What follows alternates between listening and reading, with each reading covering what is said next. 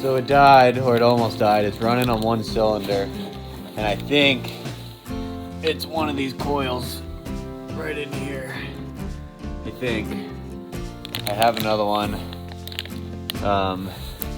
for its twin over there, because that one is down a coil. But I might just put it on this one, because this one has the windshield. But yeah, figure that out.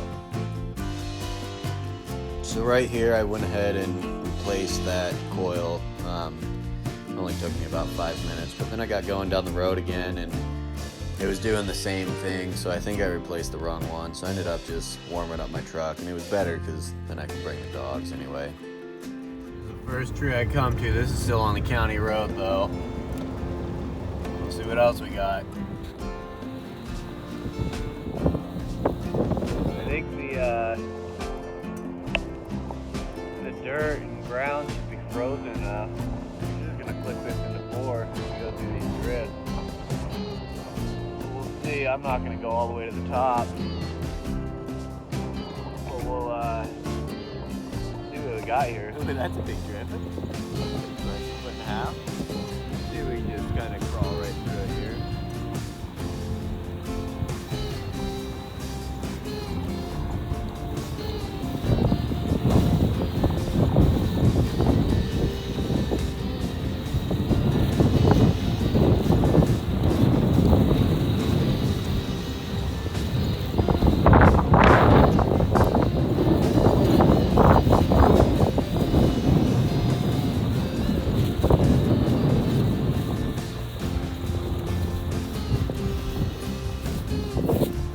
So we didn't find any trees, which is a good thing.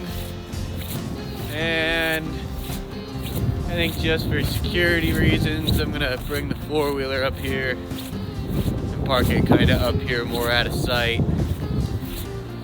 But yeah, it looks good up here.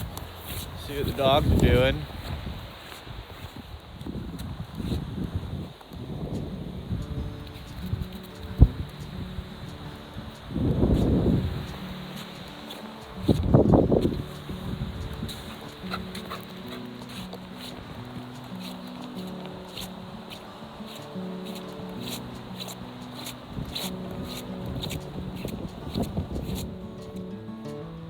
Dragging ass a little bit coming up in here.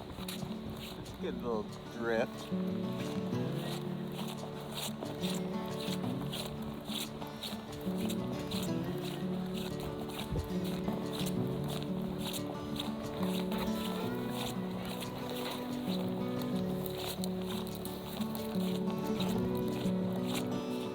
Hey, come here.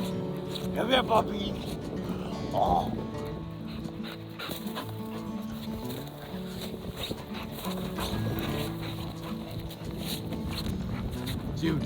June, come here.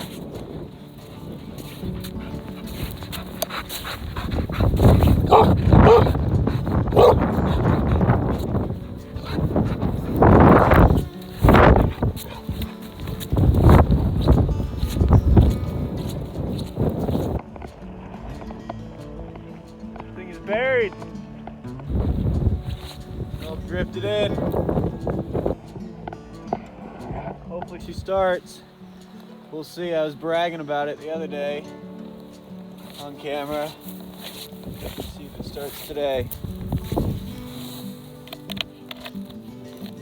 Ooh, there it is. A little frozen in there. Uh-oh.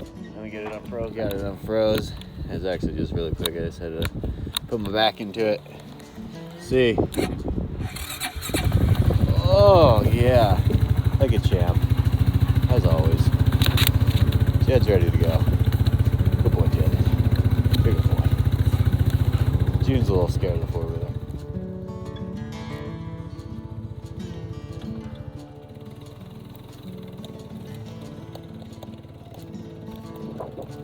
What are you doing? This is what I have to deal with. I'm trying to drive the four-wheeler. What are you doing?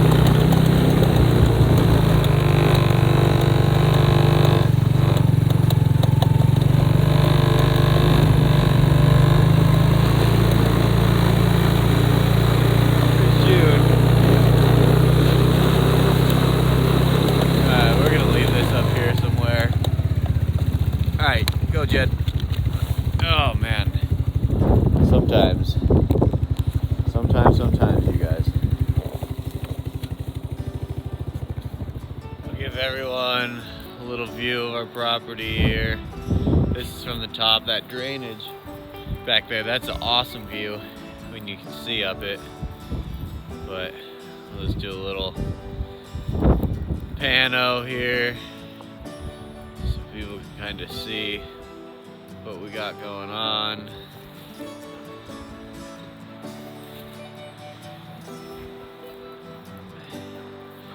And then it backs up over there to the other property, back into the mountain, and then back this way, so have you guys be facing south, and now we're heading back west, and that's a full circle there. So I'll point some stuff out here. Down there is a swamp. Our property is from the peak of this, well, actually it's from the road dead behind us at 6 o'clock all the way up to the top of the mountain here, and all the way back down to the bottom until it gets flat again. That's the gist of that. You can vaguely make out a cut of the railroad tracks over there. The railroad tracks go directly through this mountain I'm standing on. We own this mountain right here. And the tracks go directly through it. One of these days I'll walk up there and get a video of the tunnel. We got something down there. I just heard the brush breaking a little bit. The deer running down there. We got I think 3, maybe 2 power poles. The power company has an easement through this property as well. So this is kind of their junction here. I talked to them prior to finalizing the purchase. Lines run that way. I don't know if you can see the lines real well. They said I should have all the options. They said I have the option for 3-phase as well. So I should be good. Should be easy to get power off of one of these poles here. My only concern is this is at the top of the mountain, so I'm gonna have to run it down the bottom. I'm hoping it'll be cheaper if I trench it in myself, but we'll see. It's about a 100-yard run downhill, so I can figure that out. We had a little bit of snow overnight, maybe like 2 inches over here, not even. And then I'm assuming this is the road that the power line had cut in whenever they put the poles up, but that continues down that way. Hoping to be able to score some permission from the neighboring landowners to hopefully do a trade, say, hey, I'll let you hunt on my property if you let me hunt or access through your property. So we'll see. I just met one down at the road, seems super nice. So we'll see how that works out. Living up here in North Idaho, we do hunt quite a bit, or I guess some folks hunt quite a bit. I like to hunt quite a bit, and it's a good way to, ooh, it's a little slick here. It's a good way to fill your freezer with pretty organic meat. It's some of the freshest meat you could get, in my opinion, and it's good. We bring it to the local butcher. He's just a good old boy.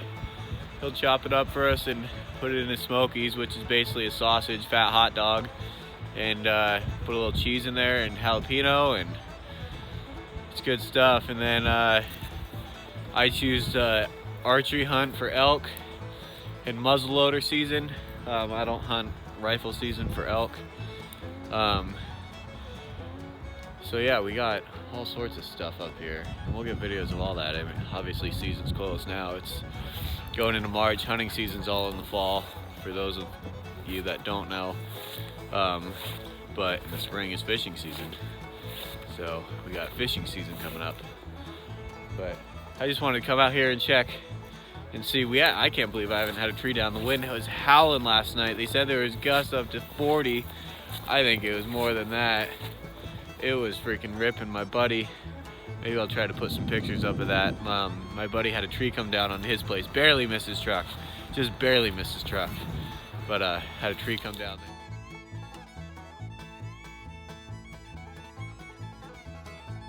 So he said his dad was coming up to help him. I said I'll go down and help him, but he said they got it taken care of. But man, it was a good storm. Not much snow, but it was windy. So we'll head back down here. We'll get this thing flipped around and see if the little mongrels want to chase us down the hill. What the little mongrels doing?